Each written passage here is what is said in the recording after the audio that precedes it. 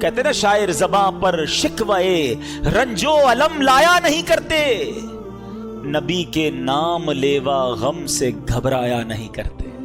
پیارے پیارے اسلامی بھائیوں، سب سے پہلے میں آپ کو یہ بتاؤں کہ 10 محرم کا دن، اگر میں یہ کہوں تو غلط نہیں ہوگا، the most important day in the history of universe, in the history of Islam، یعنی اسلام کی بھی اور اس کائنات کی بھی ہسٹری کا اگر موسٹ امپورٹنٹ ڈے اگر کوئی ہے وہ 10 محرم کا دن ہے۔ یعنی عاشورے کے دن اتنے واقعات ہوئے ہیں، آپ قرآن پاک کا مطالعہ کریں، آپ انبیاء کی ہسٹری پڑھیں تو بہت سارے وہ واقعات جو شاید اس پوری دنیا کے لیے ٹرننگ پوائنٹ تھے، مگر وہ واقعات کس دن اللہ تبارک و تعالیٰ کی رضا سے ہوئے، وہ 10 محرم کا دن تھا۔ فار ایگزامپل، حضرت آدم علیہ السلام کی جو ولادت ہوئی، وہ یعنی جو پیدائش کی گئی، آپ کو بنایا گیا، تخلیق کی گئی، یہ 10 محرم کا دن تھا۔ اٹ مینز جہاں سے ہیومینٹی اسٹارٹ ہوتی ہے، ہم آدمی کیوں ہیں؟ حضرت آدم کی اولاد سے ہیں، تو حضرت آدم کو ہی 10 محرم کو بنایا گیا۔ اسٹارٹ آف آپ یہ کہہ سکتے ہیں کہ انسانیت کی جو ابتدا ہو رہی ہے، تخلیق آدم جو ہوتی ہے وہ 10 محرم کو ہوتی ہے۔ پھر آپ کو جنت میں جو داخل کیا گیا وہ بھی 10 محرم ہی کا دن تھا۔ حضرت آدم علیہ السلام کی جو توبہ قبول ہوئی وہ بھی 10 محرم ہی کا دن تھا۔ یعنی حضرت آدم علیہ السلام کی زندگی کے اہم ترین جو وقت تھا، جو بھی ایونٹ آیا، وہ 10 محرم کا دن تھا۔ اچھا، اب آتے ہیں کہ حضرت ابراہیم خلیل اللہ علیہ نبینا علیہ السلام کی پیدائش، آپ خلیل اللہ ہیں، اور یہ بھی آپ کو پتا ہونا چاہیے کہ نبی پاک علیہ السلام کے بعد انبیاء میں سب سے زیادہ بڑا مرتبہ اگر کسی کا ہے تو وہ حضرت ابراہیم علیہ السلام کا ہے۔ سارے دینوں میں یہ ایک بات بڑی سگنیفیکنٹ ہے کہ 4 جو بڑے آسمانی کتابیں تھیں اور آج بھی جو آسمانی دین کہلاتے ہیں، اس میں سب میں حضرت ابراہیم کی بڑی جو ہے نا، یوں سمجھے کہ عزت ہے، احترام ہے اور ان کا مقام ہے۔ بہت کمال کی ہستی ہیں، کبھی انشاءاللہ موقع ملا تو حضرت ابراہیم کی ہسٹری پر بہت کچھ ہے ان کی ہسٹری میں، مگر ان کی ہسٹری میں بھی ان کی لائف کا بھی جو ٹرننگ پوائنٹ تھا کہ جب آپ کو نمرود کی آگ سے بچایا گیا، آپ کو آگ میں جو ڈالا گیا تھا اور وہ آگ میں سے جو آپ نجات ملی آپ کو، وہ بھی 10 محرم ہی کا دن تھا۔ آپ سمجھ رہے ہیں بات کو؟ اچھا، اب آگے چلتے ہیں۔ حضرت موسیٰ علیہ السلام، سبحان اللہ، قرآن میں سب سے زیادہ جس نبی کا ذکر ہے وہ حضرت موسیٰ علیہ السلام ہے۔ آپ کی زندگی میں بھی بڑے پیچ و خم ہیں، اور one of the historical history اگر پڑھیں حضرت موسیٰ علیہ السلام کی سیرت کو، عقل حیران ہو جاتی ہے، اور کتنی جگہ قرآن نے حضرت موسیٰ کے واقعات کو بیان کیا، بنی اسرائیل کے واقعات کو بیان کیا، مگر سب سے اہم واقعہ اگر کہا جائے کہ جب فرعون سے آپ کو نجات ملی، جو دریائے نیل میں فرعون کو غرق کیا گیا اور بنی اسرائیل کو نجات ملی، یہ آپ کی زندگی کا اہم ترین پوائنٹ تھا، ڈے تھا۔ یہ دن بھی 10 محرم کا دن تھا۔ آپ انڈرسٹینڈ کیجئے کہ ہسٹری میں جب بھی کوئی بڑا ایونٹ ہوا اور مسلمانوں کے لیے کوئی بڑی اہم بات ہوئی تو اللہ نے گویا 10 محرم کے دن کو منتخب فرمایا، اس کی مشیت ہے۔ اور آگے چلتے ہیں۔ حضرت عیسیٰ علیہ السلام، سبحان اللہ، روح اللہ کہلاتے ہیں آپ کی پیدائش یہ بھی 10 محرم کو ہوتی ہے۔ اچھا، پھر ان کی زندگی کا ایک وہ پوائنٹ ہے جو آج تک بہت سارے مذاہب میں ڈسپیوٹ ہیں، ان کو جو آسمانوں پر اٹھایا گیا وہ دن بھی 10 محرم کا دن تھا۔ اچھا، پھر اسی طرح حضرت نوح علیہ السلام، حضرت نوح علیہ السلام کے بارے میں بھی معلوم ہونا چاہیے ہمیں۔ آپ کو آدم ثانی کہا جاتا ہے۔ اچھا، کیوں کہا جاتا ہے؟ کہ حضرت آدم سے تو ساری دنیا چلی، ساری نسل بنی نوح انسان چلی، مگر ایک وقت ایسا آیا کہ جب حضرت نوح علیہ السلام کی قوم پر طوفان آیا نا، تو آپ کو حکم دیا گیا کہ ایمان والوں کو کشتی میں بٹھا کے اب طوفان میں اب وہ کشتی چلنے لگ گئی۔ تو لوگ کتنے تھے اس کشتی میں؟ 80 لوگ تھے۔ یہاں ایک درس بھی ہے کہ حضرت نوح علیہ السلام نے 950 سال اپنی قوم کو اللہ کی طرف بلایا، and after a struggle of more than 950 years کتنے لوگ ایمان لائے؟ only 80 لوگ ایمان لائے۔ اس میں ان لوگوں کے لیے درس ہے جو کہتے ہیں یار نیکی کا کام کرنے میں دل نہیں لگتا، کامیابی تو ملتی نہیں، میں تو کوشش کرتا ہوں کوئی ساتھ نہیں دیتا۔ تو یاد رکھیے، میرا اور آپ کا کام کوشش کرنا ہے، کامیابی دینے والی ذات رب کائنات کی ہے۔ کوانٹٹی دیکھ کر مرعوب نہ ہو جایا کرو، اس میں ایک میسج یہ بھی ہے، یار اتنے سارے لوگ اس کی بات مانتے، کچھ تو ہوگا ہیں، اتنے سارے لوگ اس کے مرید ہیں، اتنے سارے لوگ اسے پہچانتے ہیں، اتنے سارے لوگ اس کے پیچھے بھاگتے ہیں، تو کچھ تو ہوگا۔ کوانٹٹی، یہ مائٹ از آلویز رائٹ کا فارمولا ہی غلط ہے۔ ہاں، جو اللہ رسول سے سچی محبت کرے، اللہ تبارک و تعالیٰ کا پیارا ہو، وہ رائٹ ہے، چاہے تھوڑے ہی کیوں نہ ہو۔ اب اللہ پاک نے کیا کیا، 80 لوگ تھے، یہ 80 لوگ جب کشتی میں گھوم رہے تھے، تقریباً 6 مہینے تک یہ کشتی گھومتی رہی۔ اب اس پوری ہسٹری کا جو ٹرننگ پوائنٹ تھا نا، جب کشتی نے کنارہ پکڑا کوہ جودی کا، اور وہ جو دن تھا، وہ دن بھی عاشورے کا دن تھا، وہ دن بھی 10 محرم تھا، اور فرام دیٹ ڈے دنیا دوبارہ ریوائیو ہوئی، ان 80 لوگوں سے پھر یہ دنیا چلنا شروع ہوئی۔ اور اسی لیے حضرت نوح علیہ السلام کو آدم ثانی کہا جاتا ہے کہ دنیا گویا دوبارہ ری سٹارٹ آپ کے بعد ہوتی ہے، اور جتنے انبیاء حضرت نوح علیہ السلام کے بعد آئے وہ سب آپ ہی کی اولاد سے تھے، اس لیے آپ کو ابو الانبیاء بھی کہا جاتا ہے۔ Try to understand the importance of the day of the 10th of محرم۔ یہ عاشورہ کا دن حضرت امام حسین کے واقعے سے پہلے بھی ایک ہسٹوریکل ڈے تھا، اور کمال کے واقعات اس دنوں میں ہوئے۔ حضرت یونس علیہ السلام، ان کی زندگی کا ٹرننگ پوائنٹ کیا تھا، جب وہ مچھلی کے پیٹ میں چلے گئے۔ اب وہ ایسا اندھیرا تھا، مچھلی کے پیٹ سے کون زندہ آتا ہے، مگر آپ وہ دعا کرتے رہے جس کو آج ہم آیت کریمہ کہتے ہیں، لا الہ الا انت سبحانک انی کنت من الظالمین۔ یہ وہ وظیفہ ہے، علماء کہتے ہیں آج بھی اگر کوئی مشکلوں کے اندھیروں میں پھنس جائے، وہ یہ وظیفہ کرے، اللہ اسے اجالا عطا فرما دے گا۔ اب مچھلی کے پیٹ سے کس دن نکلے، وہ دن بھی 10 محرم کا دن تھا، سبحان اللہ۔ اور آگے چلتے ہیں، حضرت یعقوب علیہ السلام کی بینائی، آپ کی بینائی ضعف ہو گیا تھا، بہت کمزور ہو گئی تھی، آئی سائٹ، بڑا طویل واقعہ ہے۔ وہ جو بینائی کا ضعف کمپلیٹلی دور ہوا، وہ بھی عاشورے کا دن تھا۔ حضرت یوسف علیہ السلام کی ہسٹری، یہ تو وہ واقعہ ہے جس کو احسن القصص کہا گیا۔ قرآن میں حضرت یوسف کے واقعے کو بہترین قصہ قرار دیا گیا، نہیں پڑھا ضرور تفسیر قرآن میں پڑھیں۔ اچھا، اس واقعے کا بھی ٹرننگ پوائنٹ کیا تھا، جب آپ کے بھائیوں نے آپ کو کنویں میں ڈال دیا تھا۔ لائف تو آلموسٹ ختم ہو گئی نا، آپ کنویں سے تو چھوٹا بچہ ہے، وہ کیسے باہر آئے گا، مگر وہ ایک عجب داستان ہے کہ آپ کو کنویں سے رہائی ملی۔ وہ جو کنویں سے نکالا گیا تھا، وہ دن بھی 10 محرم کا دن تھا، اللہ اکبر۔ اچھا، سبحان اللہ۔ اب اس دن حضرت ایوب علیہ السلام، صبر ایوب بڑا مشہور ہے، آپ کی تکلیف جو دور کی گئی، جس دن صبر ایوب کا امتحان ختم ہوا اور آپ سے بیماری ختم ہوئی، وہ دن بھی 10 محرم کا تھا۔ اور اللہ کریم نے اس دن بہت ساری انوینشنز بھی کی ہیں۔ ہم کہتے ہیں نا فلاں تاریخ کو فلاں چیز بنائی گئی، فلاں تاریخ کو فلاں چیز بنی، ڈیٹس یاد ہوتی ہیں۔ آؤ میں بتاتا ہوں کہ اس دن سبحان اللہ میرے رب عز و جل نے عرش، کرسی، آسمان، زمین، سورج، چاند، ستارے اور جنت، یہ سب بنائے، وہ دن بھی عاشورے کا ہی دن تھا۔ اور ایک اور بات بتاؤں، بارش جو ہے یہ زندگی کا، یعنی ہماری حیات کا جو تعلق ہے نا، یہ بارش سے ہے۔ اگر بارش دنیا میں ختم ہو جائے، لوگوں کو شاید امپورٹنس نہیں پتا بارش کی، یہ بارش ہی زندگی کا سبب ہے۔ جی ہاں، اس کی پوری ایک ریسرچ ہے۔ خیر آج بیان کا موضوع کچھ اور، ایک ہلکا سا، اور آپ کو پتا ہے یہ بارش جب اتنی اہم ہے نا، تو زمین پر سب سے پہلی بارش جب برسی تھی نا، وہ دن بھی 10 محرم کا دن تھا۔ سائنس کہتی ہے سمندر سے ایوپریٹ ہوتا ہے، پانی بادلوں میں جاتا ہے، ٹھیک ہے، آج تک کروڑوں اربوں گیلن اوپر جاتا ہے، کبھی ہم نے پائپ لائن نہیں دیکھی۔ یہ اللہ کریم نے کیسی پائپ لائن بنائی ہے جو نظر نہیں آتی، اور یہ پانی اوپر چلا جاتا ہے۔ چلے بھائی، اوور ہیڈ ٹینک میں چلا گیا، تقریباً جتنے بیٹھے ہیں سارے فریکوینٹ فلائر ہیں، کئی بار جہاز میں بیٹھے بادلوں سے گزرے، کہیں کوئی ٹینک نظر نہیں آیا، کدھر ہے وہ ٹینک جو بادلوں میں ہے، نظر نہیں آتا، مگر وہ سیکیور ہے بادلوں میں، جب رب چاہتا ہے بارش برستی ہے۔ چلے جناب، یہ بھی سمجھ آ گیا، یہ پانی تو کھارا اوپر گیا تھا، آج اتنی سائنس ترقی کر گئی، کتنے بلین ڈالر جناب پلانٹس میں لگائے، بڑے تجربے کیے، جب جا کے سمندر کا پانی پینے کے قابل بنایا، مگر ایسا میٹھا شاید وہ اب بھی نہیں بنا سکے۔ مگر یہ سارا سمندر کا پانی اوپر جاتا ہے، جب نیچے برستا ہے تو کیسا میٹھا اور لذیذ ہوتا ہے۔ سب سے اچھا منرل واٹر آج سائنس کہتی ہے، قرآن نے پہلے کہہ دیا، بارش کا پانی مائے مبارک ہے، اس میں شفا ہے، لیکن آج سائنس کہتی ہے the most beautiful clear crystal water جو منرل واٹر ہے وہ بارش کا پانی ہے. چلے جناب وہ کدھر فلٹر ہوا, ادھر کون سا پلانٹ ہے جو نظر ہی نہیں آتا؟ میں اور آپ کئی بار بادلوں میں جہازوں میں گئے, کوئی ایک سائڈ تو فلٹر پلانٹ نظر آیا ہو. اچھا جناب فلٹر بھی ہو گیا.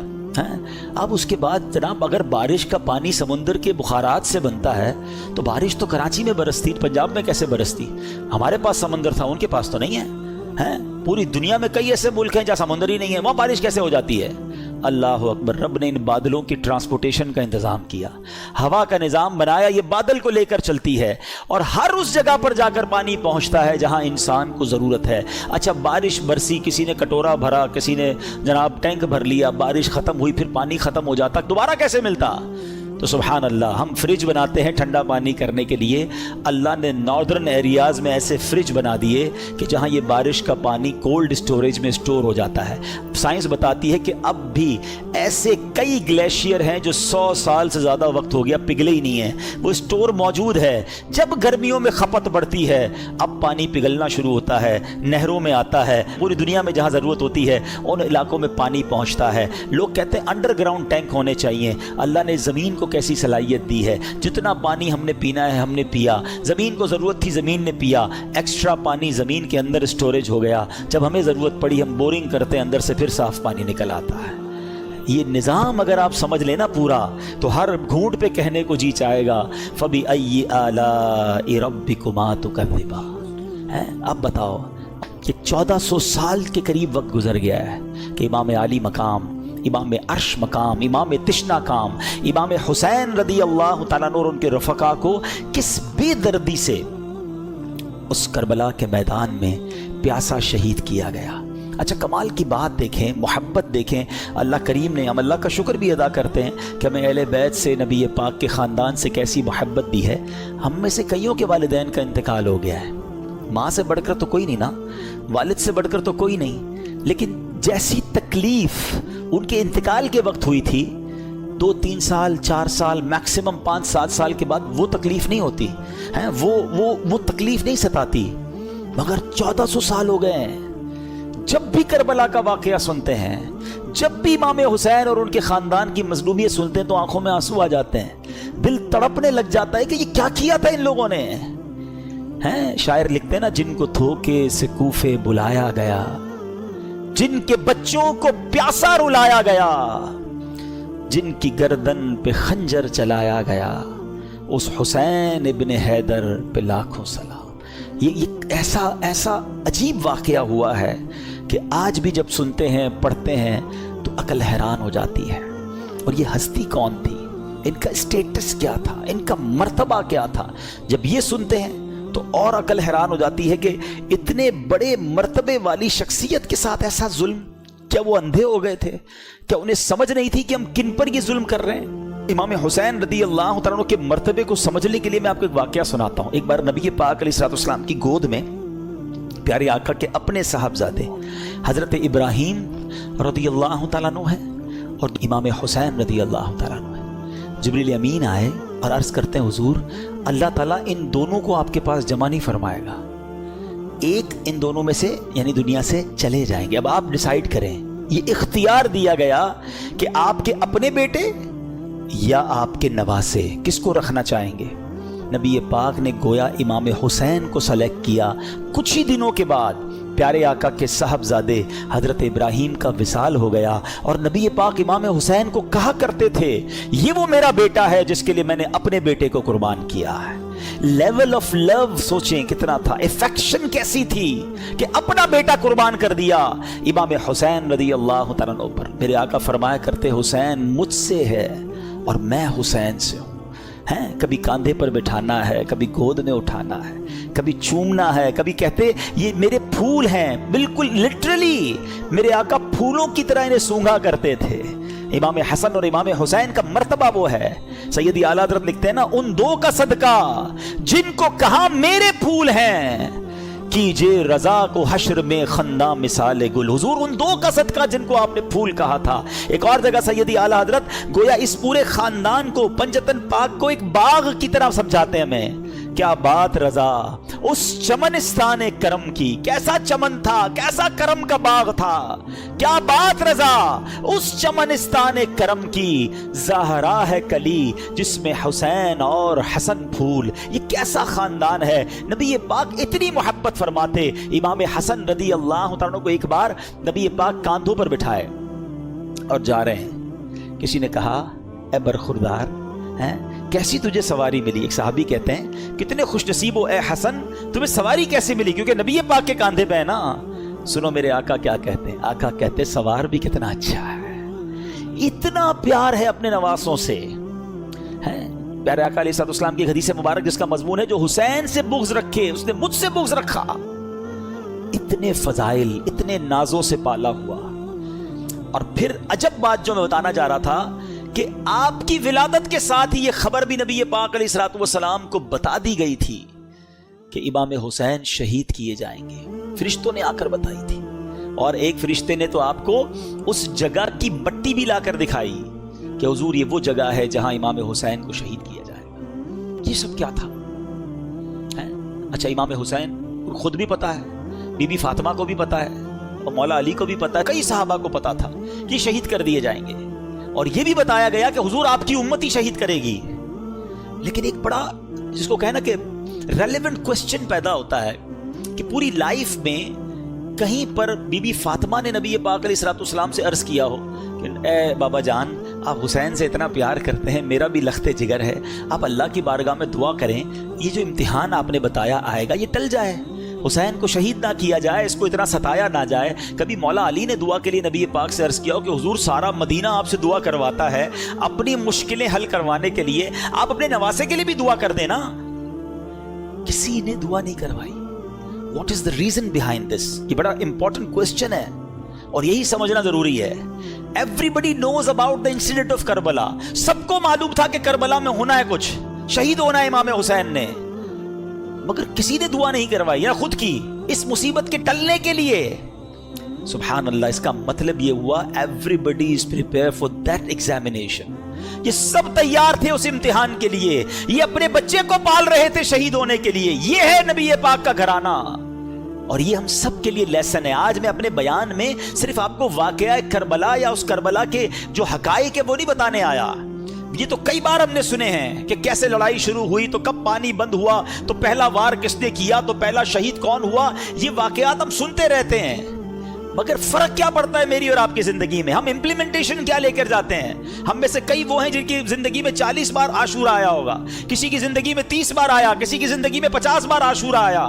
عاشورے کا دن اتنی بار آیا، فرق کیا آیا تمہاری زندگی میں؟ تم نے اپنی زندگی میں کیا سیکھا اس واقعے سے؟ آج ہم کچھ سیکھ کر اٹھے نا کہ پیغام کیا دیتا ہے کربلا کا میدان، یہ واقعہ سکھاتا کیا ہے مجھے اور آپ کو؟ پہلا میسج یہ سمجھو کہ ہر بندہ تیار تھا امتحان کے لیے، اور آج ہم ہیں کہ چھوٹا سا امتحان آ جائے تو زبان پر شکوہ ہے، شکایات ہیں، کمپلینز ہیں، بس یار بہت پریشان، سر میں درد ہے کہ جاتا نہیں، پیٹ کا درد تڑپاتا رہتا ہے، بس ہر وقت کمر میں درد رہتا ہے، بھائی کاروبار بڑا ہی مندہ ہے، طبیعت میں مزہ نہیں ہے، بس یار پریشان ہوں، پتہ نہیں کیا زندگی کو ہو گیا۔ جس کو دیکھو کمپلینز ہیں، شکر نہیں ہے، اور آزمائش کے لیے پریپیئر بھی نہیں ہے، کیونکہ قرآن نہیں پڑھتے۔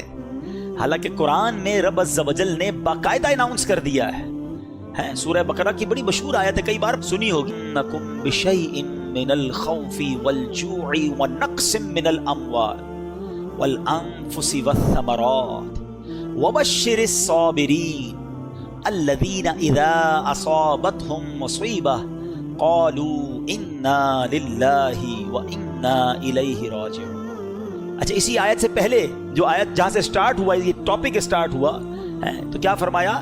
یا ایھا الذین آمنوا استعینوا بالصبر والصلاۃ ان اللہ مع الصابرین۔ پہلے سے قرآن گویا آپ کا مائنڈ سیٹ کر رہا ہے کہ دیکھو اللہ صبر کرنے والوں کے ساتھ ہے، اے ایمان والو مدد طلب کرو نماز سے اور صبر سے، اور پھر کہا اللہ صبر والوں کے ساتھ ہے، پھر آگے ٹاپک شروع ہوتا ہے کہ ہم ان قریب تمہیں آزمائیں گے، وَلَنَبْلُوَنَّكُمْ، کن چیزوں سے؟ اچھا لسٹ بھی دے دی قرآن نے، تمہیں بھوک سے آزمائیں گے، غربت آ جائے گی، تمہارے پھل کم ہو جائیں گے، تمہارا مال کم ہو سکتا ہے، تمہیں خوف بھی ہو سکتا ہے دشمن کا، ڈیفیکلٹیز آ سکتی ہیں لائف میں، لیکن پھر آگے کیا کہا؟ وَبَشِّرِ الصَّابِرِينَ، خوشخبری ہے صبر والوں کے لیے. جب ان پر مشکل آتی ہے تو کہتے ہیں ہم اللہ ہی کا مال ہیں اور اللہ ہی کی طرف لوٹائے جائیں گے. تو اس کا مطلب یہ ہوا کہ ایسا نہیں ہوگا کہ زندگی میں کبھی مجھ پر اور آپ پر کوئی پرابلم نہیں آئے گی. آ چکی، آگے بھی آئیں گی.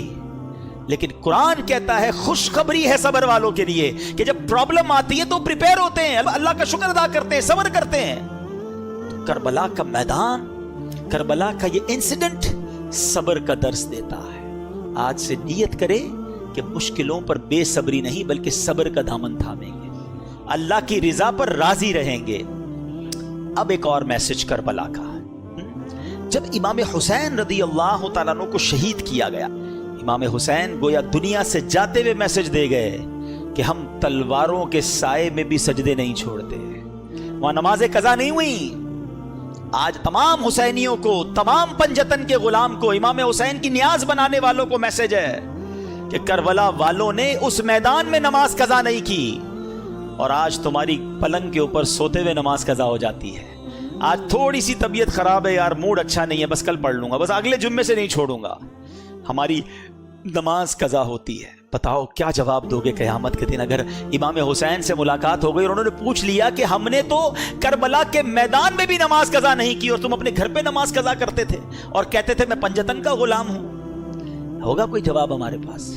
آؤ آج کی مبارک رات یہ پکی سچی نیت کر کے جانا ہے کہ ایٹ اینی کاسٹ کچھ بھی ہو جائے آج کے بعد ہماری نماز قضا نہیں ہوگی.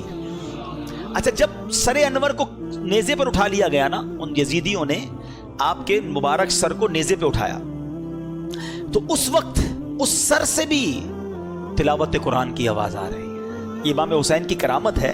کیا خوبصورت شاعر امیر اہل سنت کے غالباً شعر آپ فرماتے ہیں، عبادت ہو تو ایسی ہو، تلاوت ہو تو ایسی ہو، سر شبیر تو نیزے پہ بھی قرآن سناتا ہے.